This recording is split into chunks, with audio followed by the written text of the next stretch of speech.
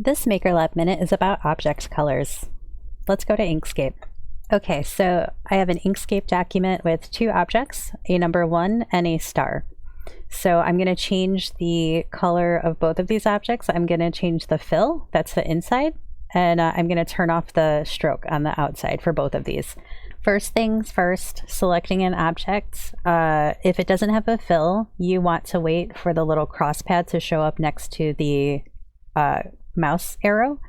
So you'll see here the mouse arrow doesn't have it, and here it does. So here in the middle it does not, and here it does. Okay, so that's rule number 1. Let's take a look at the status bar before I go any further. So the status bar is at the bottom here, and right now it's telling us that there are no objects selected, and it's giving us some other guidance. And to the left of that, I've got some layer stuff, some visibility stuff, but then I have some fill and stroke information. Watch as I click on this number 1, what happens in that lower left corner. I've got info. It's telling me that I've got the red stroke, I've got no fill, and I have 0.762 stroke width. I don't know what unit it's in, but it's there. One way to change the object colors is in this rainbow bar right above the status bar. So I want to make this a blue number 1.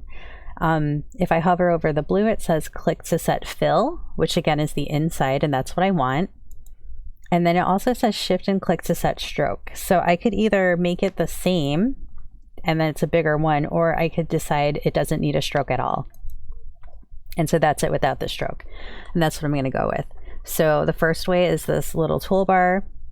The second way, let's click on the star now, is to select the none or black to get the selector on the side. So you can do quite a lot of color customization that you wouldn't get in this little toolbar. So here I am going to turn off the stroke paint, and then I'm going to select fill and flat color because I just want one color, and I actually want red. So this is red, green, and blue, and it's a little color mixer. So I've got my blue all the way up, but my red and green are at 0. So I just need to bring this over to mix my colors a little bit more. And then you'll see I essentially have a red star now. So I can close this.